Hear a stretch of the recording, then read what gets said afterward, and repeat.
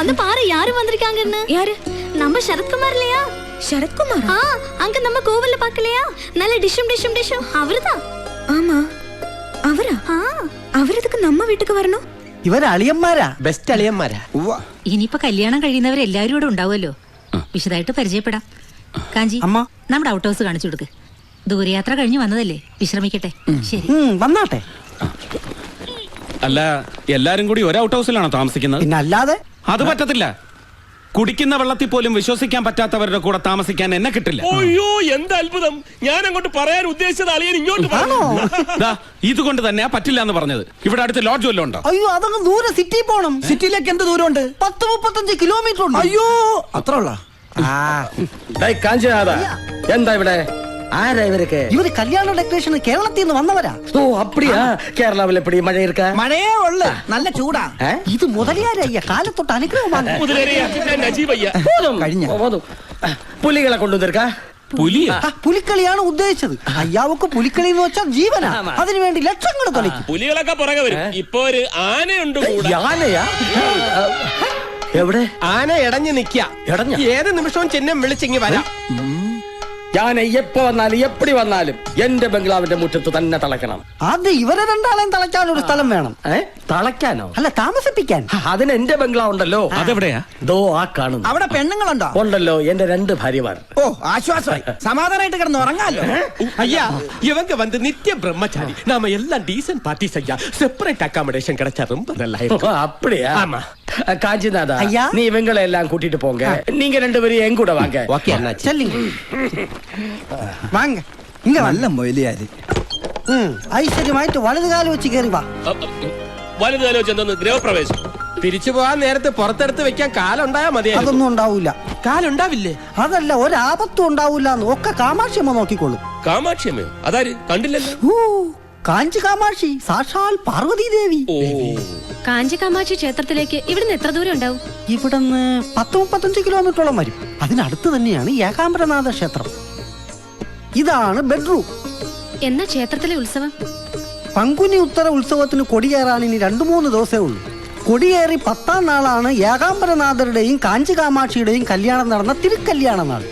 അന്ന് എല്ലാ ജാതിയിലും മതത്തിലും പെട്ട 100 കണക്കിന് പെൺപിള്ളേരുടെ കഴുത്തിൽ ഒരേ മുഹൂർത്തത്തിൽ ഒരുമിച്ച് താലികെട്ട് നടക്കും. അതാണ് കാഞ്ചീപുരത്തെ പ്രധാന വിശേഷം. എന്തൊരു കാഴ്ചയായിരിക്കും അല്ലേ നജിക?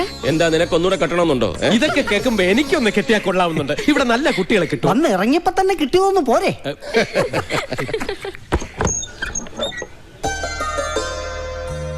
അയ്യോ, ഈ കുട്ടിയെ ക്ഷേത്രത്തിൽ വെച്ച് കണ്ടതാണല്ലോ. അതല്ലേ കല്യാണ പെണ്ണ് മീനാക്ഷി. അതെയോ? ഇതാണ് എന്റെ അച്ഛൻ ശങ്കർലിംഗം മുതലിയാർ. അപ്പാ വണക്കം. ഇതാണ് എന്റെ അമ്മ ഭാഗീരഥി ഭായി തമ്പുരാട്ടി. അമ്മ തമ്പുരാട്ടിയായിരുന്നു? രാജരക്തമായിരുന്നു. പൊക്കി പറയുന്നു വിചാരിക്കരുത്. ഈ തള്ളേടൻ തന്തേടൻ തറവാടിത്തം കണ്ടു കഴിഞ്ഞാല് മുതലിയാർ ഇവരുടെ മകനാണെന്ന് ആരും പറയേ. വാങ്ങോ, അടുത്ത ലിംഗത്തെ കാണാം. ഇതാണ് ഞങ്ങളുടെ വല്യമ്മാവൻ രാമചന്ദ്രലിംഗം മുതലിയാർ. അയ്യോ, ഇത് MGR അല്ലേ? നല്ല സാമ്യമുണ്ടല്ലേ? MGRും ഞങ്ങളുടെ ഒരു ലിംഗത്തിൽപ്പെടും. ഇതേത് ലിംഗത്തിൽപ്പെടും? ഇത് എന്നോട് മകൻ ശരവണലിംഗം, മീനാക്ഷിയെ കെട്ടാൻ പോകുന്ന മാപ്പിളെ. എന്ത് ചെയ്യുന്നു? എന്തും ചെയ്യും. അവൻ അങ്ങനൊന്നുമില്ല, എന്ത് ചെയ്യാനും തയ്യാറാണ്. എന്നുവെച്ചാ പണിയൊന്നുമില്ല. നമുക്ക് പണിയാവും. ഇത് എന്നോട് പെരിയ വീട് വിശാലാക്ഷി. വിശാലായിട്ട് വരുന്നത് കണ്ടപ്പോഴേ തോന്നി.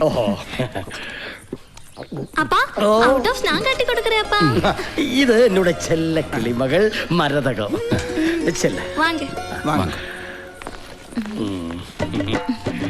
എന്നാ ബോഡി രാജ നട ആമ്പിളെന്നെ ഇപ്പടി ഇരിക്കണം. നീ എങ്ങനെ അധികം ഇറുക്കണ്ട. ഉള്ള ബോഡി ഔട്ട് ഹൗസ് പക്കം എത്തി പാത്തേം തെരഞ്ഞ തൊലച്ചിടവൻ ജാഗ്രത. കാഞ്ചി കാമാക്ഷി, വെളുക്കാൻ തേച്ചത് പാണ്ടാകക്കൂടാത്. ഇവിടെ രാത്രിയിലെ ഭക്ഷണം എങ്ങനെയാണ്? ഇവിടുന്ന് തരോ അതോ പുറത്തു പോയി കഴിക്കണം? പാപ്പാത്തി തരും. അയ്യോ, ചപ്പാത്തി ഒന്നും വേണ്ട. ഞങ്ങൾക്ക് വല്ല ഫ്രൈഡ് റൈസോ നൂഡിൽസോ എന്തെങ്കിലും മതി. പാപ്പാത്തി എന്ന് പറഞ്ഞത് ഇവിടത്തെ വേലക്കാരുടെ പേരാ. അപ്പൊ അവളുടെ അമ്മയുടെ പേര് പൊറോട്ട എന്നായിരിക്കും.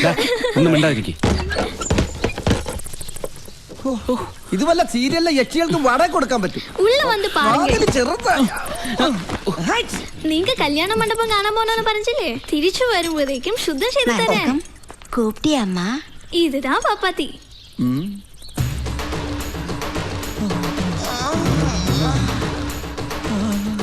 ഇത് ചപ്പാത്തിയും പൊറോട്ട ഒന്നുമല്ല, മസാല ദോശയാ. ഒന്നും വാ അടക്കട.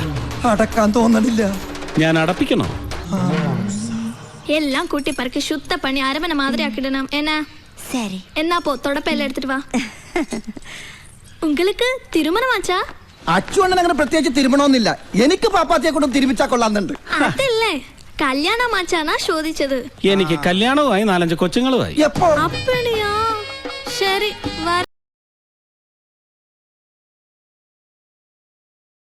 எங்க அப்பா மாதிரி ஒரு சின்ன வீடு கட்டிக்கிறியா? പോടി അവിടുന്ന്. പാവം കുട്ടി, പണത്തിന്റെ ഒരു അഹങ്കാരം ഇല്ല. ഒരു ചിന്ന വീട്ടിൽ താമസിക്കണമെന്ന് അതിന്റെ ആഗ്രഹം. എടാ പൊട്ട, ചിന്ന വീടെന്ന് പറഞ്ഞ 2ാം ഭാര്യ എന്ന അർത്ഥം. മുളച്ച് 3 നില വിരിഞ്ഞില്ല, അതിനു മുമ്പ് കേട്ടില്ലേ അവളുടെ? അച്ചുവേട്ടാ സൂക്ഷിക്കണം. പഠിപ്പിക്കുന്ന സാറന്മാരെ പ്രേമിക്കുന്ന പ്രായമാണ്. ഞാനും ഒന്ന് സൂക്ഷിച്ചേക്കാം. ആ മൂക്കത്താ ചുണ്ടി ഒറ്റക്കൊമ്പനെന്നാ നാട്ടിലെല്ലാരും വിളിക്കണേ. അച്ഛനേക്കാൾ എനിക്ക് ഓർമ്മ ഏട്ടനെയാ. എന്നെ വലിയ ഇഷ്ടാ. പക്ഷേ ഇപ്പൊ ആ മുഖത്ത് നോക്കാൻ പോലെ എനിക്ക് പേടിയാ. மீனோக்கா அவரு மேரிட் தான். 4-5 குழந்தைகளும் இருக்கு. யாருக்கு? நம்ம சரத்குமாருக்கு. சும்மா இருடி. இது அவரோட தங்கச்சி. உங்க அண்ணனுக்கு இவளை சரத்குமார் தான் பேரிட்டிருക്കുന്നത്. ഏട്ടൻ എത്ര പിള്ളേരുണ്ടെന്നാ പറഞ്ഞത്? 4-5. കഴുത. അവർക്ക് ഇനി കല്യാണമേ ആകല. நிஜமா? அவரோட அனுவாதம் இல்லாம இந்த தங்கச்சி அவரோட ஃப்ரெண்ட கேட்டுக்கிட்டா. அதனால அப்படியா? அப்பா இப்பதான் மூச்சு சரியாய் வந்தது. ஒண்ணும் இல்ல. മാമാവിടെ ചിന്ന വീട്ടിലെ ഒരേ ഒരു മോള. ഞാൻ വന്നാ പിന്നെ എന്റെ വല തൂങ്ങും. 2 ഭാര്യമാരും ഒരേ വീട്ടിലാണ് താമസം. ഈ നാട്ടിൽ അതൊന്നും വലിയ കാര്യമല്ല. അൻപക്കൊന്ന് ആശയ്ക്കൊന്നെന്നാ ഇവിടുത്തെ ചൊല്ല്. എന്തായാലും പരിചയപ്പെടാൻ പറ്റിയതിൽ വളരെ സന്തോഷം. വലിയ സ്വത്തൊക്കെയുള്ള ആളാവുമ്പോ ഞങ്ങളോടൊക്കെ മിണ്ടുന്ന പോലും വിചാരിച്ചതല്ലേ.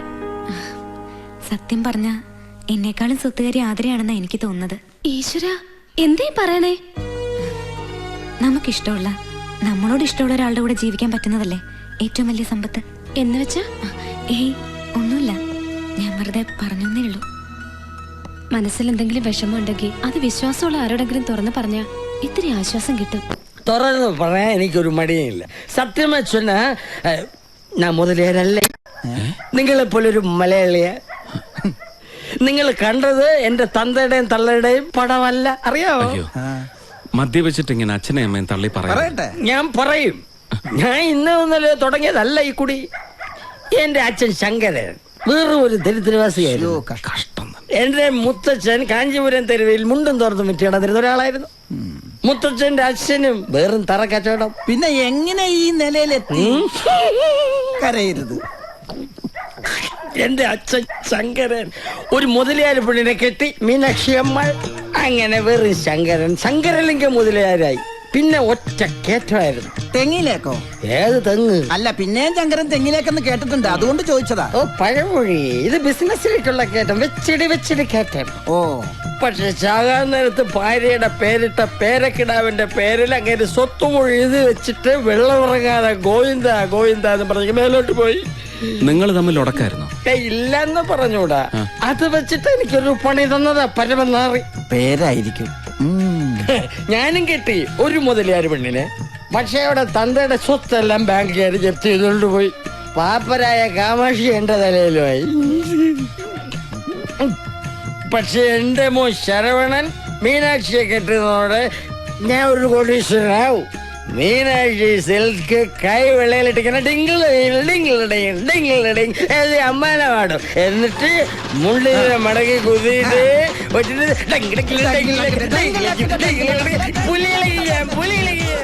ഈശ്വര, എന്തായി കാണിക്കുന്നത്? ഔട്ട് ഹൗസിലേക്ക് പോരുന്നത് കണ്ടപ്പോഴേ ഞാൻ സംശയിച്ചതാ ആ മാരിയപ്പം കൊണ്ടുവന്ന് ഇവിടെ ഒളിപ്പിച്ചു വെച്ചിട്ടുണ്ടാവുമെന്ന്. അതെ, ഒന്നും തോന്നരുത് കേട്ടോ. ബോധമില്ലാതെ ഓരോന്നും വിളിച്ച് പറയുന്നത്. എത്ര ഓടിച്ചാലും ഞാൻ ബോധം വിടില്ല. ഈ ശ്രീരാമലിംഗ സ്റ്റഡി ആയിരിക്കും. സ്റ്റഡിയായിട്ട് നിൽക്കും. എനിക്കറിയാത്തതല്ലോ. തൂക്കം വരല. പിന്നെ ഗുഡ് നൈറ്റ്.